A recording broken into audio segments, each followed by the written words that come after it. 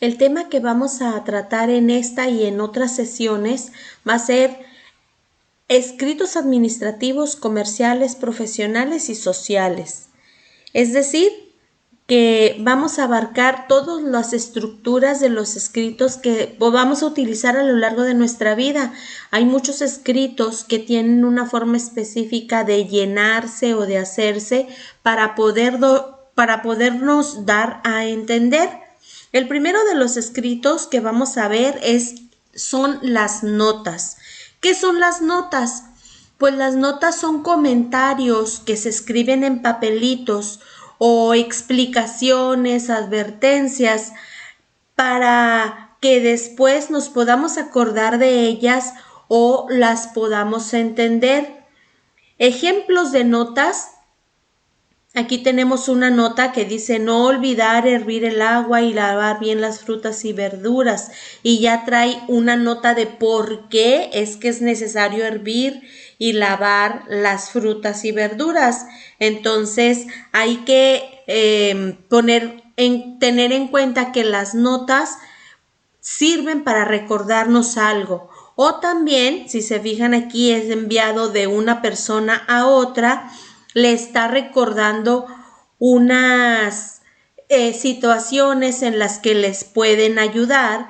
Si tienes alguna duda, entonces se pueden enviar a otras personas o son anotaciones que yo pongo para recordar algo. Entonces este es el tema de las notas. El recado. ¿Qué son los recados?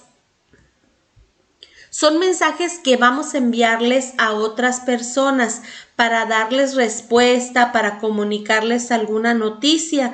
Dice que los recados tienen varias características. Las características deben de ser que son claros, escritos con muy buena ortografía para que no quede duda acerca de lo que se está queriendo dar a conocer. Si se necesita tener algún punto, alguna coma o algunos signos de interrogaciones, debemos de escribirlos, porque sin un signo de interrogación el receptor puede equivocarse y entonces el recado no va a servir para comunicar lo que se está escribiendo. Por ejemplo, aquí tenemos dos tipos de recados.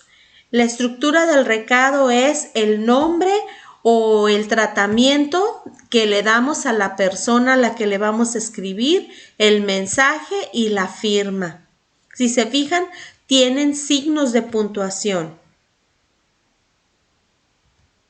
El que sigue es la esquela. La esquela no es otra cosa más que una nota que también se llama aviso fúnebre. Este escrito de aviso fúnebre o aviso mortuorio se escriben para dar a conocer al público el fallecimiento de una persona. Generalmente las notas son escritas en negro, no involucran otro tipo de color más que el blanco, donde se escribe, y las letras en color negro. Dependiendo de si es una persona que tenga una religión específica, va a llevar una imagen.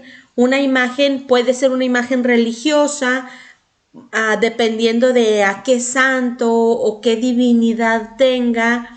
Si tiene una representación gráfica la divinidad, entonces la va a llevar. Hay algunas esquelas que llevan, en vez de este moñito, este lacito negro que está aquí, si eran muy devotas de Jesucristo, pues tienen una cruz o un crucifijo completo. O si creían en la Virgen, van a poner una imagen de la Virgen de Guadalupe, de la Virgen de cualquiera. Pues bueno, si no son representados, tienen como algún dios o alguna divinidad o algún santo que los represente, entonces generalmente se pone un lacito como el que está ahí. La característica de las esquelas es que llevan ciertos elementos. importantes porque la esquela no solamente sirve para avisar, sino también para decir en qué lugar, si es que van a hacer una celebración, la esquela también lo debe de llevar. Generalmente la estructura es la siguiente: en un recuadro negro con algunos adornos gráficos se escribe lo primero la frase de pésame, después el nombre de la persona, que es el escrito mayor resaltado que se pueda, y después se pone quiénes son las personas, sus dolientes, o quiénes son las personas que mandan escribir la esquela para saludar a los dolientes, y exactamente la fecha en el día en que muere la persona. Entonces, esto es una esquela.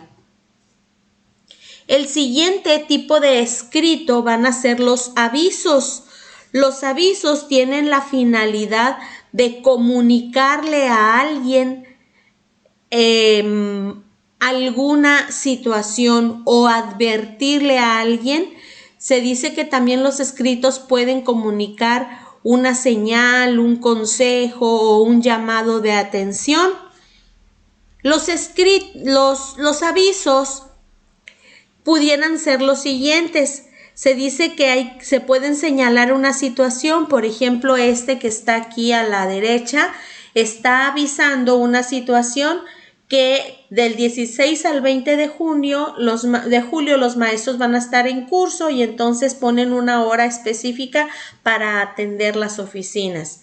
En otro se avisa acerca de un curso que va a haber y que es necesario que vayan a llevar una carta de registro para que puedan acceder a él.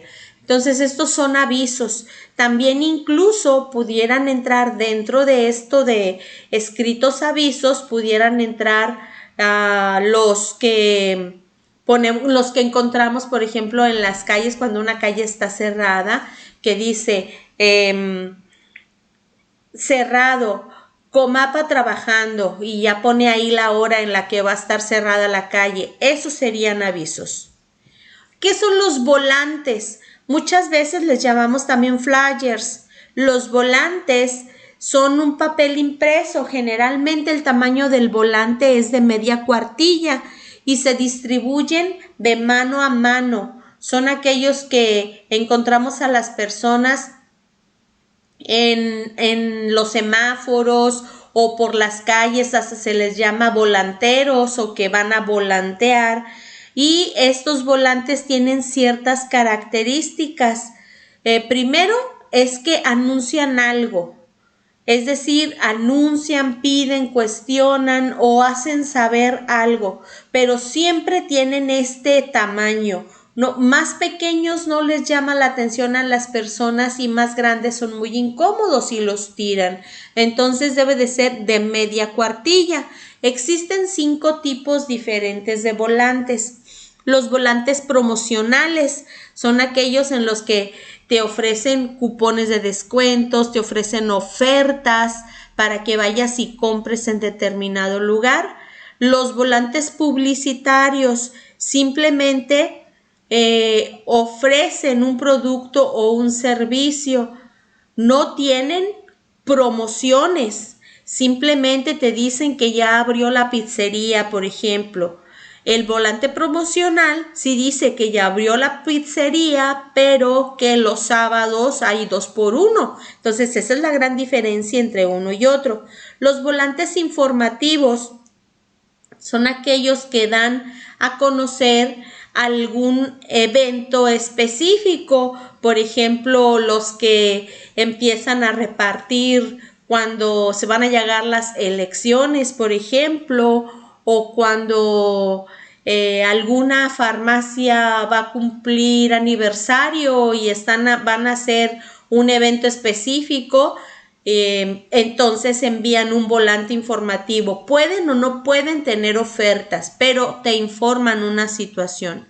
Luego siguen los volantes propagandísticos. Estos generalmente son los que utilizan la política o las creencias religiosas. Y luego los volantes recaudatorios son aquellos en los que se utilizan para avisar de recaudaciones de impuestos o de colectas y se tienen la característica de mover a las personas a querer compartir su dinero con otras personas. Aquí hay algunos ejemplos de volantes. Obvio que yo los pongo en pequeño, pero el tamaño, para que cupieran varios en la hoja, pero el tamaño tradicional es de media carta. Si se fijan, todos tienen más o menos la estructura que si lo ampliamos a media carta va a caber perfectamente. Es una estructura rectangular. Luego siguen los recibos. ¿Qué son los recibos? Son documentos mediante el cual una persona manifiesta que recibió algo, valores, bienes o servicios. Y ahí se explica exactamente qué fue lo que recibió. Y se dice que estos recibos, su redacción es muy breve. Lleva fecha, nombre, quién lo expide, es decir, quién lo escribe, quién recibe el servicio, concepto, es decir, cuál es el servicio que recibió, la firma y si lleva cantidad de dinero, debe de llevar escrita con letra y con número. Esta es la estructura de un recibo y ahí está exactamente lo que se tiene que decir. Dice aquí día, mes y año. Estas son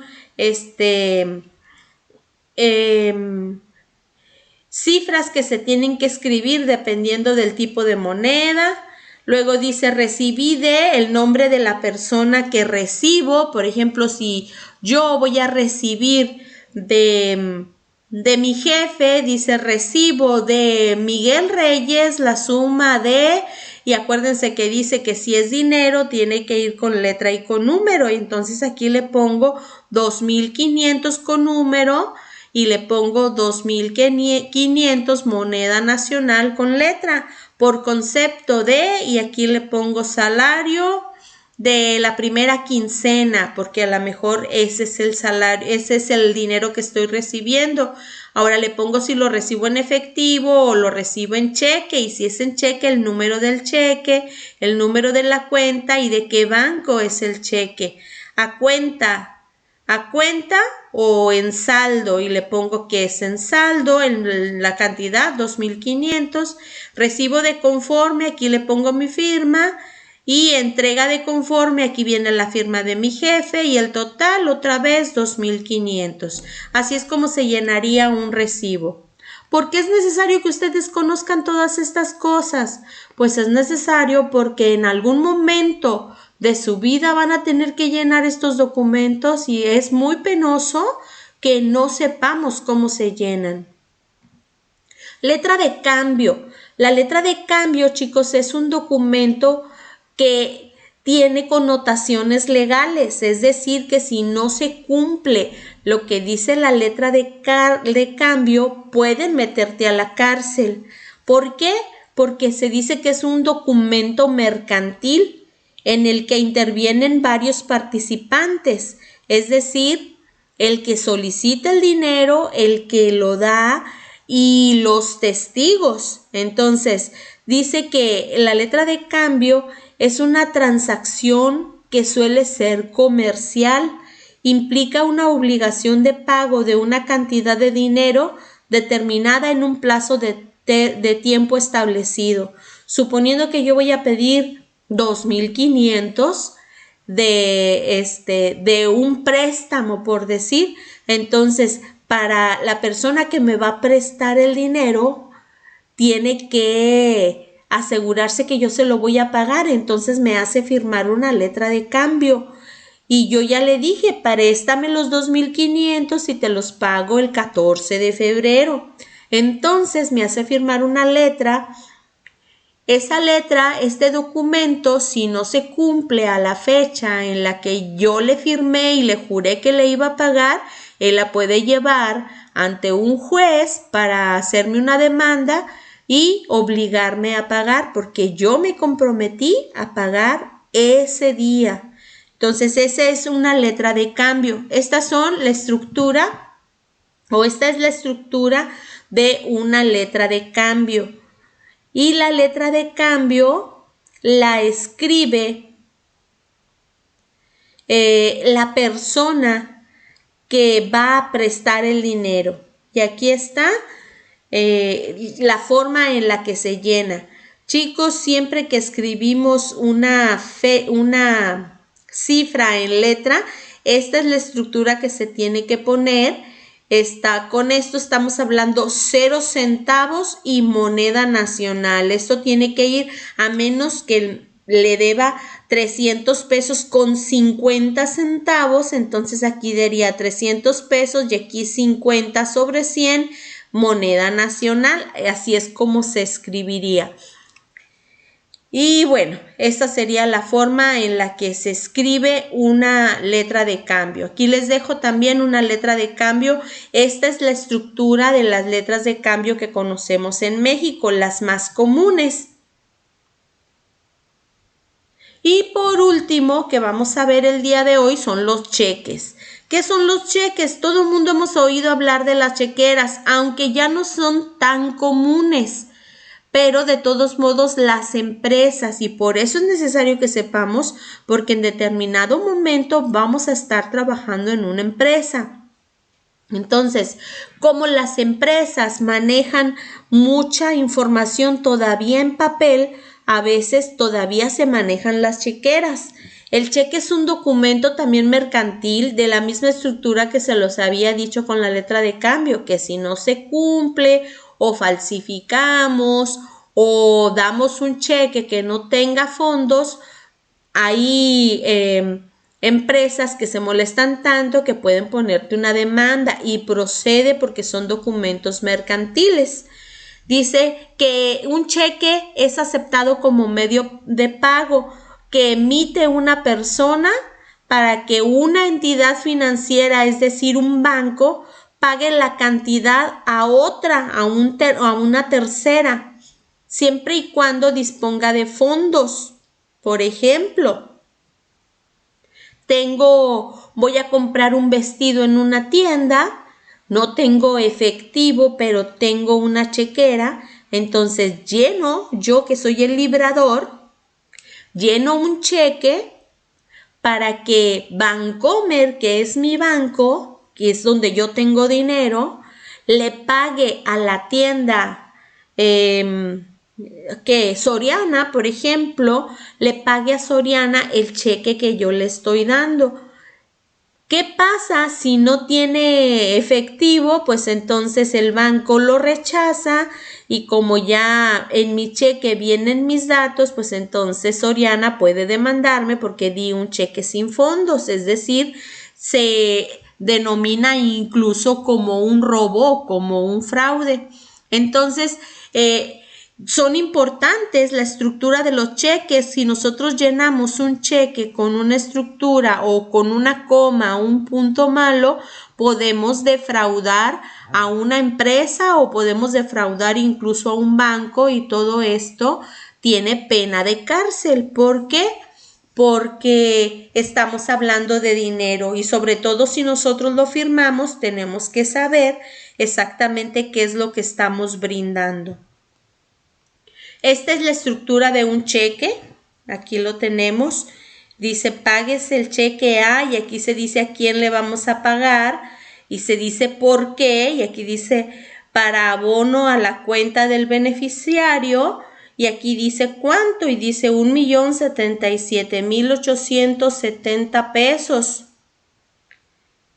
con 50 centavos. 60 pesos con 50 centavos. ¿Se acuerdan que en el otro también les dije cómo se escribían los 50 centavos? 50 diagonal 100 moneda nacional. Y ya lleva aquí las firmas de las personas que están avalando Aquí en la firma va el dueño de la chequera, es decir, el dueño de la cuenta, y estoy yo, si yo soy la dueña de la cuenta, yo estoy firmando de que tengo ese dinero en mi cuenta y se lo voy a pagar al municipio de Sonora. Y bueno, esa es la estructura. Y aquí viene otro ejemplo. Muy parecido, y este ejemplo se los pongo también porque cuando nosotros no llenamos todo el renglón de escrito, el número de la cantidad, no lo llenamos todo, tenemos que cancelarlo para evitar que el cheque vaya a ser vulnerado o vaya a ser, digamos, falsificado, y entonces nos vayamos a meter en problemas o me vayan a sacar más dinero del que yo permití.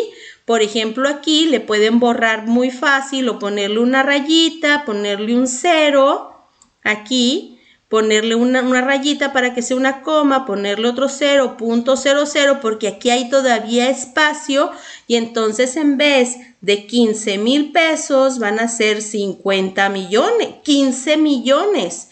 Entonces, a lo mejor no los tendría en mi cuenta, o a lo mejor sí, no sé, pero si voy a tratar de cambiar un cheque por 15 millones, me pueden meter en problemas porque yo hice un cheque con fondos insuficientes. Y aquí le pueden borrar esto, y como no tenía estas líneas, entonces pueden cambiarle.